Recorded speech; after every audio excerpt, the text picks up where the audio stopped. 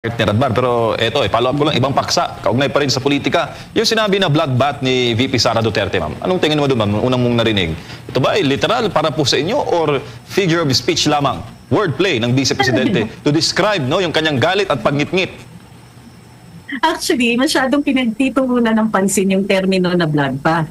Alam naman natin, this is a figure of speech, pero wala nang ibang kakapitan. Pero ang tingnan natin, yung pakay ng ating Vice Presidente, bakit niya sinabi yun? Itinutulak niya, sige, let's go ahead with impeachment. Nagpapakita siya ng kumpiyansa.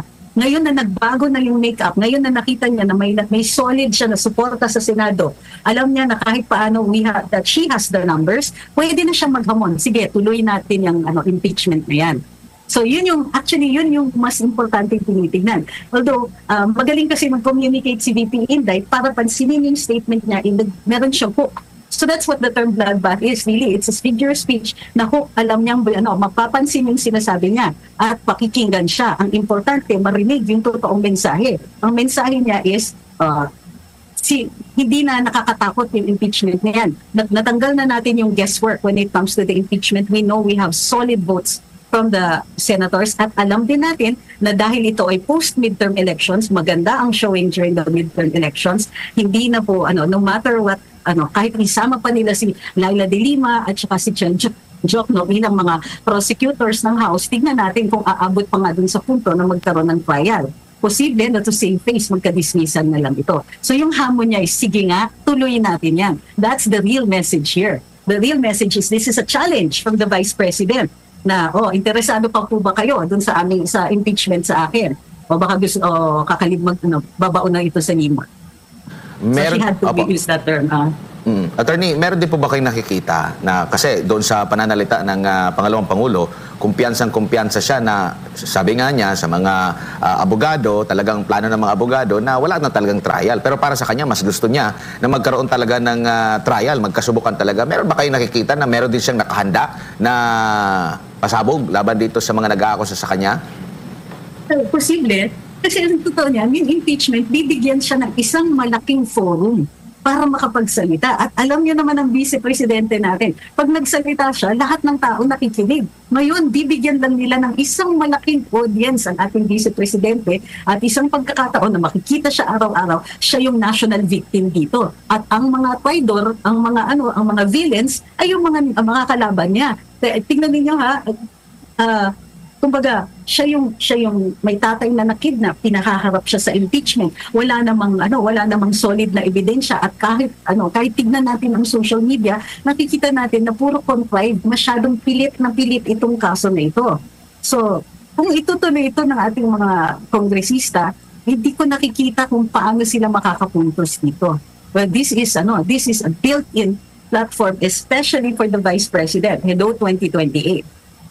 Opo, ano naman masasabi nyo dun sa mga may hina yung comprehension na ginagawang literal po at sinasabi pa na hindi magandang ehemplo para sa mga kabataan. Pero kung pagbabatayan mo naman yung tanong, kaugnay doon sa paghahanda ng mga defense team, ng mga abogado niya. Wala namang sinasabi doon na kung ano pa man, kundi bakbakan siguro dyan sa impeachment trial, attorney. Dapat maging mabait si VP, partner, kaya sinabi ng interviewer. Kasi kailangan nilang itawid yon doon sa kanyang so-called threat na isa doon sa articles of impeachment. Para gusto nila na hindi magmumukhang victim si VP Inday, imbis na magmumukha siyang marahas. Pero isang tingin mo na, tingnan niyo naman ang ating Vice Presidente, prinsesang-prinsesa yung itsura. So, the looks notwithstanding, mahihirapan silang itawid yon. At kitang-kita naman ng mga tao, medyo pinipilit na lang nila itong terminong bloodbath na ito. Opo. Ma'am, balikan ko lang. Opo. Attorney, tinanong din ulit ang Pangalawang Pangulo doon sa naging interview ng media doon ng isang member ng media at sinabi, bakit hindi na lang daw sagutin yung patungkol sa confidential funds? At naipaliwanag muli ng Pangalawang Pangulo na nabigyan ng pagkakataon na ang Kamara na siya ay matanong pero hindi siya tinanong kaugnay nito. Ang kanya pang sinabi, una, hindi siya nag-take oath kasi nga pwede namang meron siyang mga sinabi doon na patakaran. Tapos tinatanong yung mga kasamahan niya sa Office of the Vice President, gusto niya saluin yung pagsasagot kapalit ng pag-oath, no? Kaya nag-take oath siya. So after nun, hindi naman siya tinanong. Sabi nga niya, ni isang tanong, hindi naman siya tinanong dito. At ang lahat ng mga dokumento ay naibigay na sa COA. At ang sabi naman ng COA, nakita natin. Pero parang yung naratibo nila, gusto pa rin na ibahagi, no, sa lahat, na hindi sinasagot ng pangalawang Pangulo ang mga question patungkol dito sa confidential funds, attorney. Ano masasabi mo rito? I think wala sa lugar. Ang sinasabi nila, bakit di na lang niya sagutin? Hindi ba in-impeach na nga siya? So baka sasagutin niya. Pero sasagutin niya in a place where she thinks she will get a fair shake. Kasi kung doon siya sumasagot sa Kongreso, where you are constantly interrupted, tapos itinatakot yung mga tao ninyo, kinukulong yung mga tao mo, ang daming karahasan, oppression, very oppressive yung atmosphere ng Kongreso. Hindi siya talaga conducive to any fair game. Hindi siya, this was not a proceeding kung saan makakasalita siya at maipipresenta niya yung kanyang panig with any reasonableness. Kumbaga, yun lang na ini-interrupt siya. Yun lang na kung ano-ano yung sinasabi. There are no rules kasi. It's basically the congressman can ask anything that they want. O ngayon, di sige, ayaw niyang sumagot. This way, she gets to control. It is a much more controlled venue. Andyan siya sa impeachment trial. She has lawyers to defend her. There are set rules at saka there's 23 judges who will weigh in on whether or not fair yung katanungan nila. Ayan, piniliwanag na ng isang magaling na abogado na si Attorney Trixie kung ano yung ibig sabihin ni Vice President Sara Duterte tungkol doon sa nabanggit na bloodbath, tapos biglang bumait yung sa kabila, biglang gusto makipagbate. Si VP Sara ay kilala po natin na hindi po yan nagpapaareglo basta-basta. Mas malupit yan kay Tatay Digong. Yung iba kasi, sinabing bloodbath, iba naman ibig agad sabihin. At ito po kasi kung matuloy man yung impeachment trial na yan, handang-handa na po si VP Sara dyan at merong mabubulgar dyan. At yung mga senador ngayon, merong ayaw na ituloy kasi nakikita naman kung kanino na panig. Yung karamihan, ilan lang kailangan ni VP Sara dyan para hindi siya ma-impeach. Kaya mukhang malabong ituloy yan kasi mukhang natakot ata si Dunyora. Nakikipagbati madadamay ba ang ating cute na First Lady dyan sa pagkakaroon ng impeachment trial? Kasi kanya-kanya ng labas ng ebidensya yan. May nabanggit si VP Sara nakaraan yung sa DepEd ba yun, yung sa envelope na may video. Nako, alam natin kung sino yon. Baka isa din yan sa ilabas. Ayon po dito kay Mike Tor, dapat si PBBM ang ma-impeach. Yun nga lang, yung nag-file ng impeachment complaint ay hindi pa pinaupo ng Comelec. Masyado na kayong halata, Comelec. Yung Duterte Youth Party List, di ba? Sila yung naghahain ng impeachment complaint kay Dunyor. Ngayon, nanalo, naka-3-6 pa nga, ay hindi pa. Ewan ko lang kung iproklama nila. Hindi pa pinoproklama. Hindi sinama doon. Kaya masyadong halata na itong Comelec na to eh.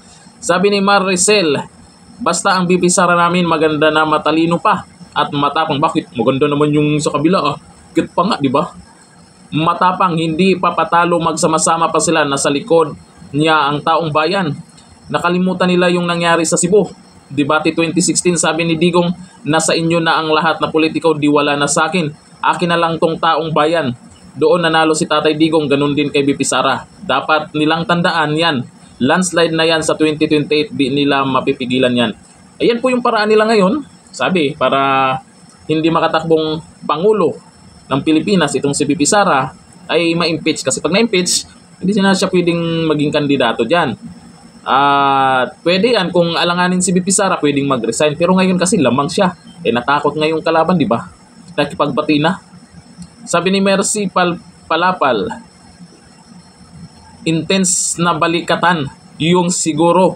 Bakit naman siya magpapadanak ng dugo sa Senado? Literal talaga ang interpretasyon. Figure of speech di nga.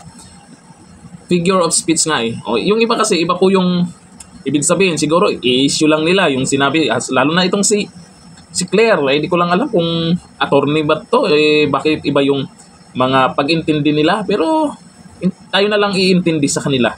Kasi kagaya niyan, pinaliwanag naman ni Attorney Trixie kung ano yung ibig sabihin ni VP Sara dyan. At nakikita po natin na talagang handang-handa na po yan sila. Pinaghandaan nila yan. Yung mga sinasabi ni VP Sara nakaraan ng mga video, may mga ebidensya, ay malamang lalabas at lalabas yan.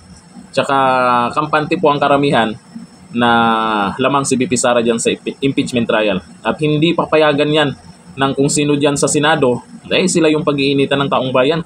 Nasampulan na nga yung iba sa Kongreso, di ba? Kaya abangan natin yan sa Senado. Malapit na yan. Hanggang dito lang, thank you.